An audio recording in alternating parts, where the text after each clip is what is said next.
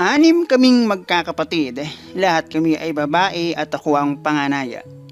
Isang construction worker si ama at simula lang ako'y isilang at magkaisip ay never kaming nagkaroon ng sariling bahay.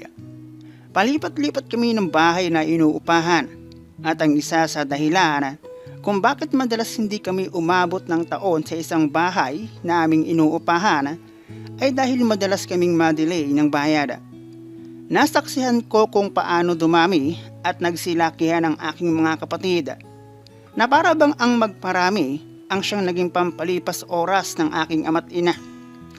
Bukod sa sigarilyo na bisyo ni ama ay nasa kanya rin ang alak na madalas pagmula ng away ng aking mga magulang dahil sa pag-uwi ni ama ng lasing. Isa ang alak kung bakit nasira ang aking kinabukasan dahil kapag nag-aaway si ama't ina ay ako ang pinagbabalingan ni ama. Hanggang sa mapansin ni ama na ako'y hinog at pwede nang pitasin na humantong sa paulit-ulit at naging pagkawasak.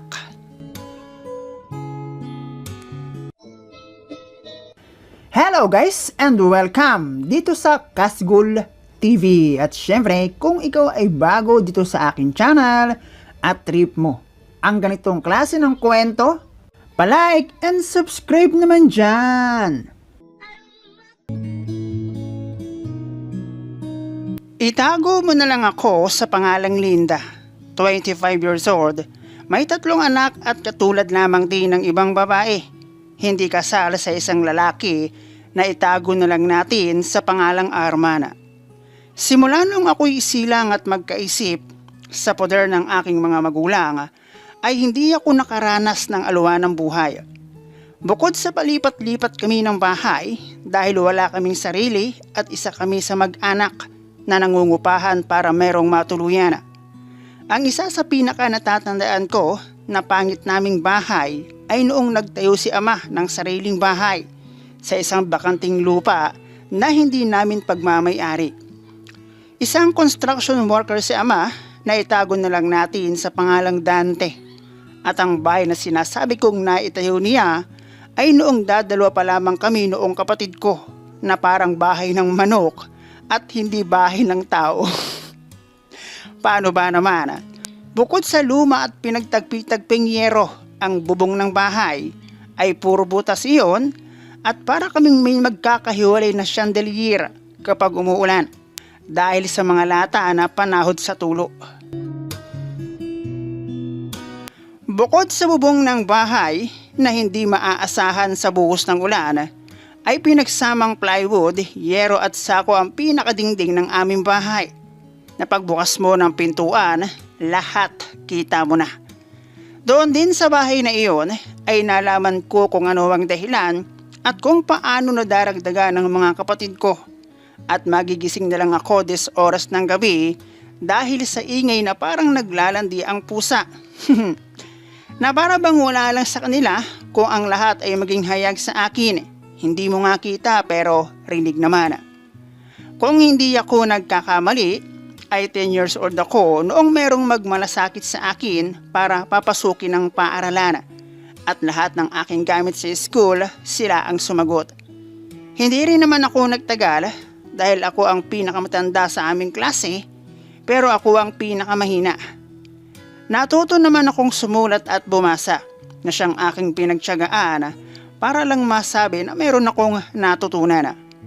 Ang hirap din kasing mag-aral dahil ako ang madalas ay tagapagbantay sa aking kapatid. Kami yung mag-anak na basta mairaos ang maghapon sapat na. Kumain ng 2 beses sa maghapon ay swerte na. Pero sa kabila ng lahat ng iyon, parang baliwala lamang iyon sa aking ama't ina. Maliban sa construction worker na hanap buhay ni ama na hindi naman laging may trabaho, napakarami niyang bisyo. Nariyan ang sigarilyo, alak at maging sugal, hindi rin niya pinalampas. Buti sana kung si ama lang, kaso pareho sila ni ina. Lalo na noong nauso ang tongit at bingo, na pag umuwing walang makain sa bahay, ay talagang bingo pa sa sermon. At alam nyo ba, kung ano ang naisip kong paraan para magkaroon ng sariling pera? Magbenta ng isda. yung nakaplato na mayroong paikot na pagkakaayos. Ginagawa ko iyon tuwing umaga at ginagawa ko iyon nang walang pakialam sa sarili. Yung tipong madalas walang hilamos at kung minsan nasasabi pa ng bibilin ko na yan at nang makauwi ka na. Ayan o, may panis na laway ka pa. 12 years old pa lamang ako ay nagsilabasa na ang patunay na ako ay isang babae. At medyo may kalakihan iyon dahil sa aking height na hindi naman gaalong kapututan, 5'1". Na lalo pang pinabansot tingnan dahil sa aking pagiging chubby. Pero yung bagong henerasyon ng mga sexy. Dahil hulmado ang aking pangangatawan na tila letter S pag mula sa kaliwa mo titingnan. Ang sumunod na racket na aking pinasok ay ang pagbebenta ng kalakala. Mas mahirap kumpara sa pagbebenta ng isda dahil talagang mabibilad ka sa araw at mapapagod ka ng kalalakada. Pero kumpara sa kita sa pagbebenta ng isda ay mas may pera sa basura. Tatakas akong dala ang sako at babalik ako ng hapon pag hindi ulam ay bigas na ang aking bitbit kaya walang maireklamo ang aking magulang. 14 years old ako kung hindi ako nagkakamali noong magkaroon ako ng boyfriend na tulad ko ay isa ring palaboy at pamamasura din ang source of income. Itago mo na lang sa pangalang Nilo at noong maging kami ay 16 years old raw siya. Mas lumayo ang aking nararating kasama si Nilo at marami ang nag-iisip na live-in kami kapag hindi kami kilala. At gamit ang sako na siyang aming lagayan ng basura para aming gawing pera, ay ang siyang naging sapin sa isang tagong lugar kung saan ko na isurrender sa unang pagkakataon ng aking bataan. Totoo na talagang hindi ganon kasimple ang magtiwala. Pero kay Nilo ko kasi naramdaman ang tunay na pagmamahala na anong panahon na iyon ay walang ibang lahat sa akin kundi si Nilo. At noong makita ni Ama na mayroon akong kasamang lalaki habang namamasura ay pinagbawalan niya akong umalis ng bahay. Dahil niya ay kalandian lamang ang aking inaatupag at ginagawang dahilan lamang ang pamamasura para makipagkulas-tuyan.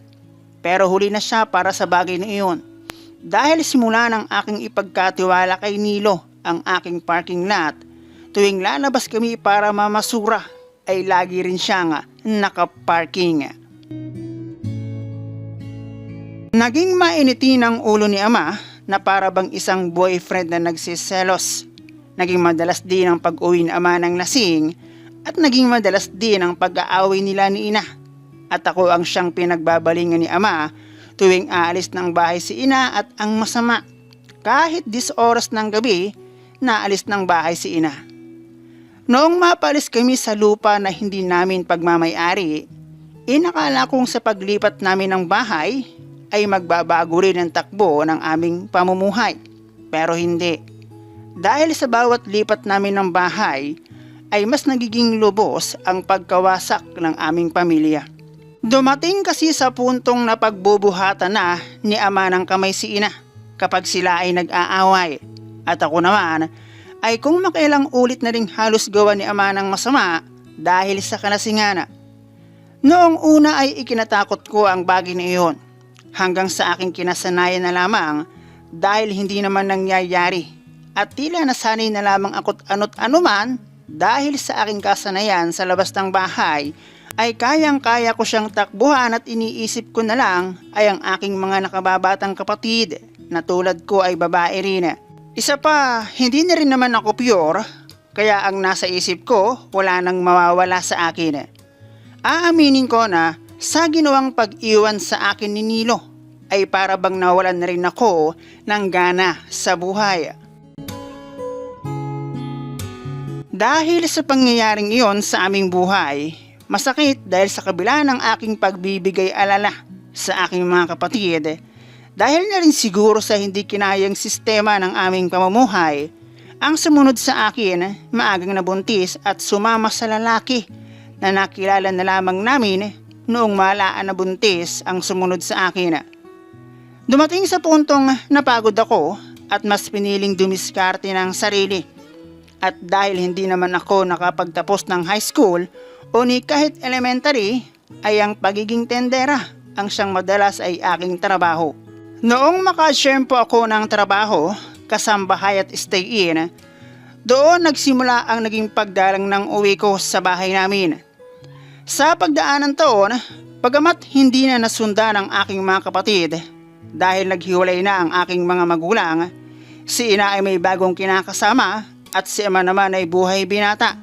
At ang aking mga kapatid naman ay tulad ko rin na meron ng mga asawa at anak. Sa nangyaring iyon sa aking pamilya at sa aking naging unang pag-ibig, ay inisip kong huwag na lamang mag-asawa. At ang pumasok sa aking kokote, mag-ipon at magpapayaman ako. Pero ang lahat ng aking mga naging plano ay nanatiling plano dahil nag-iba ang ihip ng hangin ng aking makilala si Arman na isang tricycle driver. Kasambay ako noong aking siyang makilala at madalas masakyan kapag ako'y napunta ng palengke. Naging magkakilala kami, naging magkaibigan, at noong magtapat siya sa akin ng pag-ibig, ay napag-alaman kong ganoon din ang aking nararamdaman para sa kanya. Sa ikalawang pagkakataon ay aking ibinukas ang pintuan ng kalangitan para sa isang lalaki na tingin ko ay deserve niya.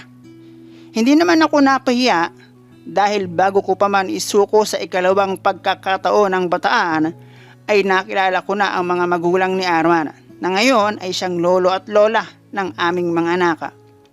Hindi kami kasal pero may sarili kaming bahay. At hindi tulad ng bahay kung paano ako natutong dumiskarte sa buhay. Malayo na, pero alam kong sa edad kong 25 years old ay hindi ko pa rin masasabi kung ano ang aming magiging kinabukasan.